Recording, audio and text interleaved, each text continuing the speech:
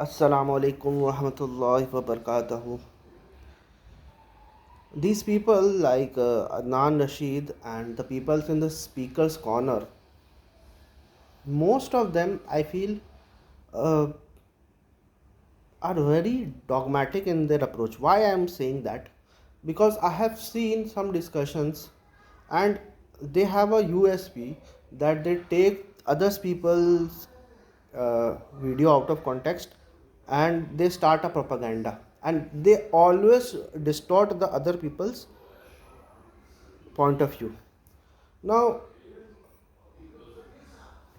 I was seeing this video of Adnan Rashid, and he was saying that why people are Quranist or Quran only.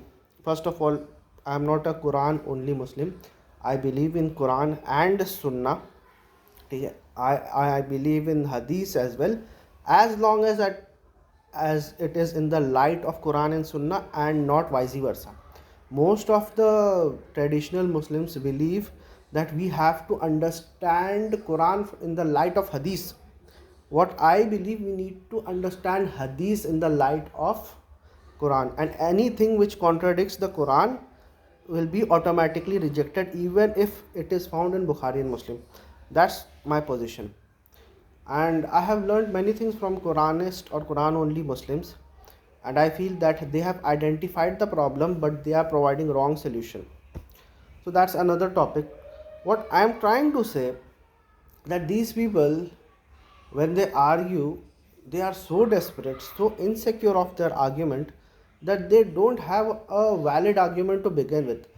They think that just because their followers are stupid, just because uh, their followers are stupid, just because they are dumb, they are assuming that even other people are dumb as well. They are trying to prove common sense from the Quran. Something which is common sense, they are trying to prove it from the Quran. Now Quran does not come to teach people common sense. Fine. Quran is there to guide people, and Quran has given us intellect. For what? To use our intellect. Quran will not spoon feed you, because Quran clearly says that it is the guidance for those who reflect, who use their brain. Afala taqilun. Do you not use your who do tafakkur? It is the guidance for those people. Those people who do not want to use their intellect, those who are dumb, those who are dogmatic, those who are following their forefathers blindly, it is not a guidance for them. I am sorry to say. It is not a Quran is not a guidance for those people who are blindly following their forefathers. It is only guidance for those people who are ready to reason, who are ready to reflect, who are ready to ponder. Fine. And Quran does not come to teach you common sense. In fact, Quran appeals that you use common sense while interpreting the Quran. And the verses, I think there are more than 50 verses in the Quran which says afala taqilun. Do they not use their reason? Fine. Now this man, and I have a little bit of respect for Dr. Adnan Rashid as well, but when he it's not about religion anymore for him. I don't think so. I'm making it a big claim. It's all about the dogma and protecting your tradition. See, there's a difference between educating about religion, and there's difference between educating about the popular interpretation of the religion. Anything which is popular or anything which is dominant, that does not become automatically true. So these Daees, the current day speaker corners Daees, what they do, their main job is not to educate you about religion. Their main job is to educate you about the popular interpretation of religion, which is very much dominant. They are not here to tell you what other school of thoughts or what other interpretations are present. They are not there to educate. Basically, they have an agenda, and they are there to do a propaganda for that. Fine. I mean, if they have stick to just teaching the traditional interpretation of Islam, even that is fine. But what they do something devilish, and that devilish is that they strawman the other people's position. If you think that your position is fine, you can very much present it. But what you do, you distort each other's position. That's the biggest thing which he has done. And though I am not a fan of Daniel Haqiqat Jew, I have my own differences with him. But the way his case is presented in his channel is not something which an intellectually honest person will do. First of all, regarding Daniel Haqiqat Jew and Dr. Adnan Rashid's rift, I am with Dr. Adnan Rashid as far as his concept of shirk is concerned. I am 100% agreeing with him. Fine. The issue where I differ with Dr. Adnan Rashid Sahab, and I agree with Daniel Haqiqat Jew on this, is the issue of takfir. So, on the concept of Tawheed, I agree with Dr. Adnan Rashid Sahab, and the concept of takfir, I agree with Daniel Haqiqat Jew that we do not have any right to excommunicate Shia from Islam. And Daniel Haqiqat Jew is saying that these things which you are bringing out is a form of deviance from it is haram. It may also be a form of shirk, but this is not like the shirk of Mushrikeen Makkah. First of all, I agree with Daniel Hakikaju regarding his presentation of Shirk and Tawheed. I think uh, Dr. Adnan Rashid is better. I mean, he is right on his position of Shirk, but I agree with Daniel Hakikaju when he says that we don't need to excommunicate any person who performs Shirk or who you think that he is doing Shirk. So I agree with that. But the way it is presented in Dr. Adnan Rashid channel is that Adnan Rashid, you will always feel that that Daniel Haqiqat Jew is supporting the shirk of the Shia. The way it is presented, you can go and check his videos. The way it is presented as if Daniel Haqiqat Jew is supporting the deviance and the shirk of Shia Muslims. That's the way it has been projected. And if he can do it with Daniel Haqiqat Jew, why do you think he cannot do with someone like a Quran only Muslim or from a Shia Muslim? For example, recently uh, there was a highlight of Adnan Rashid versus Hassan Allah Yari. He's a Shia, he's a Rafizi. So he basically says that Hassan Allah Yari basically says that I am ready to debate on you on your channel on your rules of debate. He did not say that you can choose the topic. The topic can be decided mutually by both of them. Fine. This is the one thing which he says. And the second thing which he says, which I think is a lame excuse from Dr. Adnan Rashid, is that he is saying that you have to debate me face to face. Now, why should a person go to US or UK leaving all his job, his family, and whatever he is doing in his year, fly over to another country to have a debate in which much money is spent from both sides? The only reason which I can think of is to gather donations. That can be the only reason where you want to have a debate in public, because when you have a debate in public you can ask for donations so that you can arrange uh, the hall and the security. So for the sake of donation you are saying that we need to have a public debate. When otherwise this debate nowadays, it's so easy to have a debate and it's so convenient to have a debate. You just have to sit in front of a camera and you just have to have an internet connection and you can have debate with anyone as long as you are mutually agreeable to that. So that's what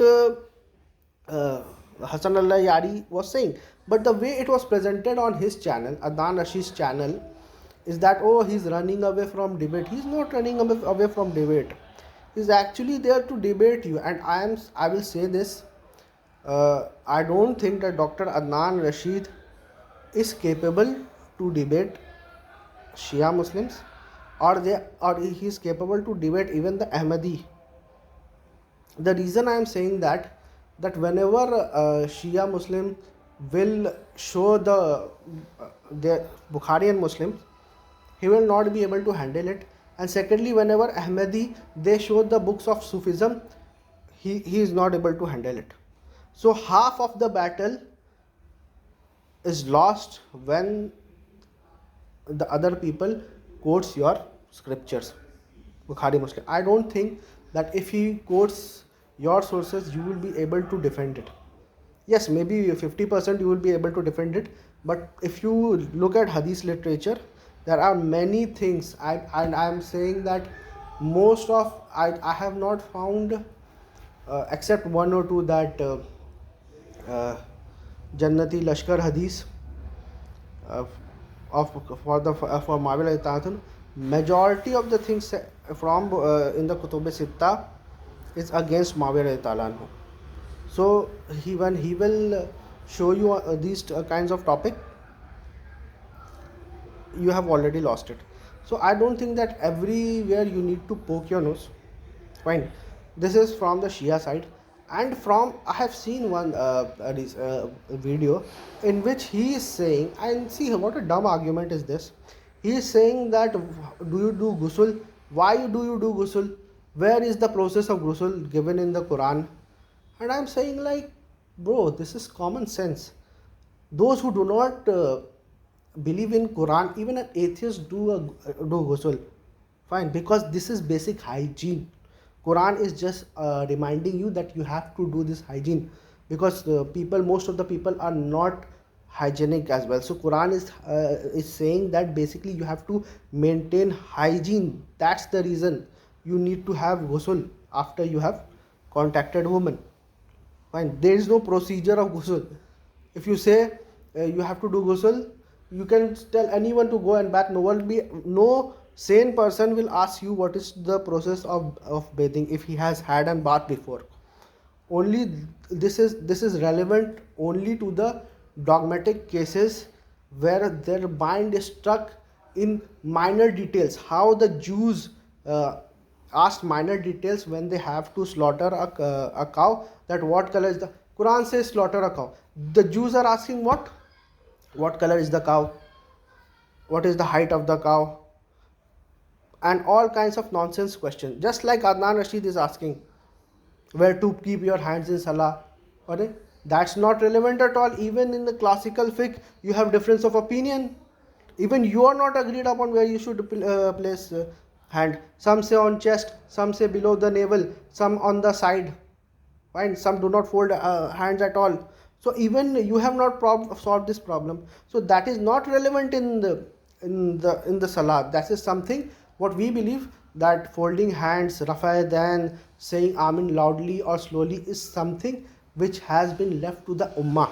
The ummah has ikhtiyar. The basic fundamental structure of the fundamental recitation of salah is constant throughout every Muslim.